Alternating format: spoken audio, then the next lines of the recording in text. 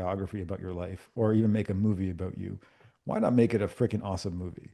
And Yeah. and and I don't mean you have to do Elon Musk level stuff. I just mean what would it look like for you to feel like the story was awesome? That are worth telling, right? Yeah. And everyone has a story, and it's what Lisa Nichol talks about. She's on your stage. Was everyone has a story to tell, right? Like we all have a life, and I agree with you that sometimes in the past I would have thought the concept of a future self, which maybe I'll probe a little deeper into that, but this whole alter ego future self is being artificial.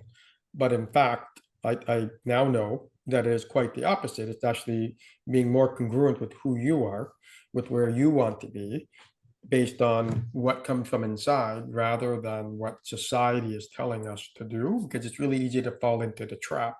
Because I don't know who said this. Maybe it was Alex Hormozy, but you get to keep what you fight for. Right. Right. So if you say, I suck at math, I'm an introvert, I'm no good at this, your brain, there's a book called The Magic of Thinking Big. I'm sure you've read it. And your brain starts setting the stage for whatever you believe. So if you believe you're not good enough to sell this house, or if you believe you're not good enough for whatever, you automatically put the premise, and our brains are solution oriented. They will go, the subconscious will start finding ways to affirm what you just said consciously.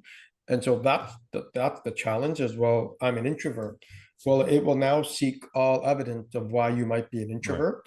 And all of us, there's no either or.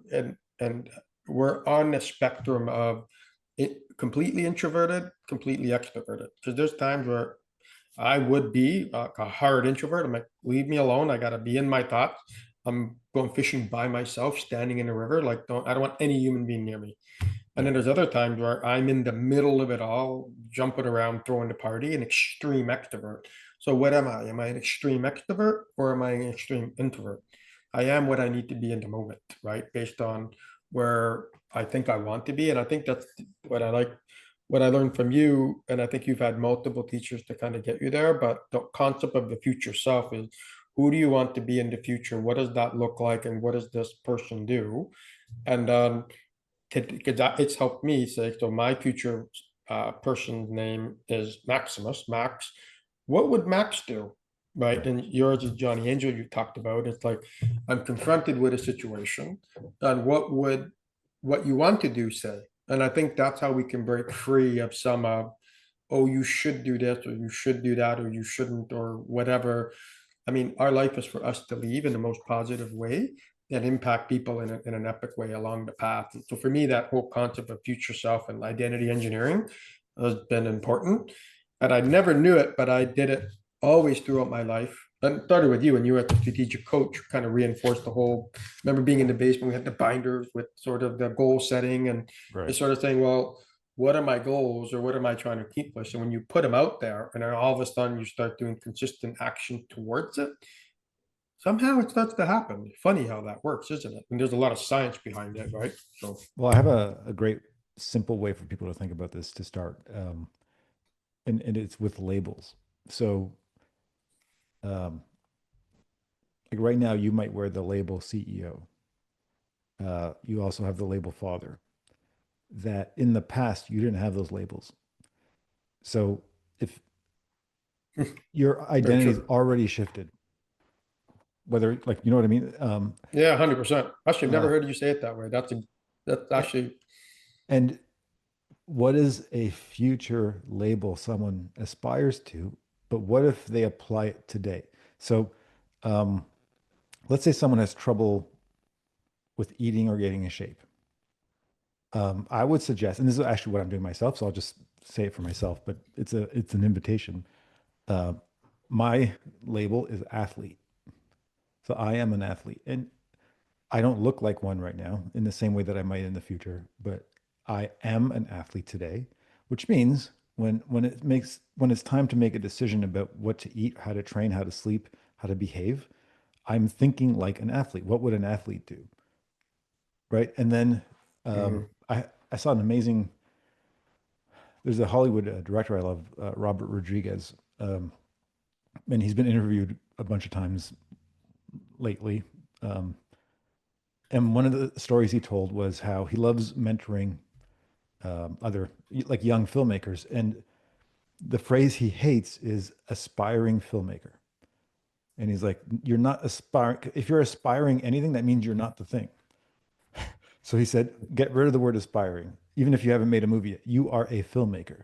And how does that change the energy of how you act, what you do, right? And even though you haven't made a movie yet, um, That's which what you do. yeah, Yeah. it's what you do, who you are, and how you behave, and your behaviors change, and your personality changes because of that. Um, so to Hmm. me, it's what is the future label that you could adopt right now? And if there's something about your life you don't like, what is the opposite label? Like for example, athlete. And how will that change your behavior to become the label? We all Yeah. have experience with this because of school or if you ask your kids, what do you want to be when you grow up? That's a label. They may not have a good Yeah. answer yet. And I don't know if we had good answers when we were that age. I might have said DJ. I don't know. But I am a DJ. I'm a musician. And you mentioned earlier, I'm an Emmy award-winning film producer.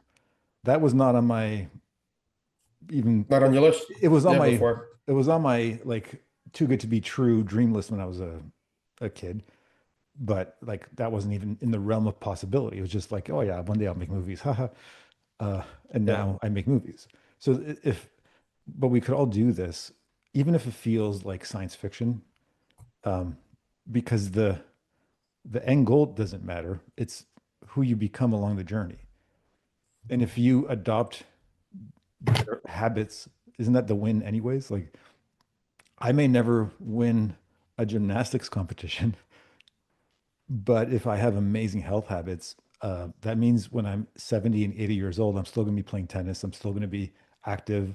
I'll be in shape. I could probably live an extra 10 years, which is way more important than winning or a fitness competition or something. Yeah. That's 100% true, actually.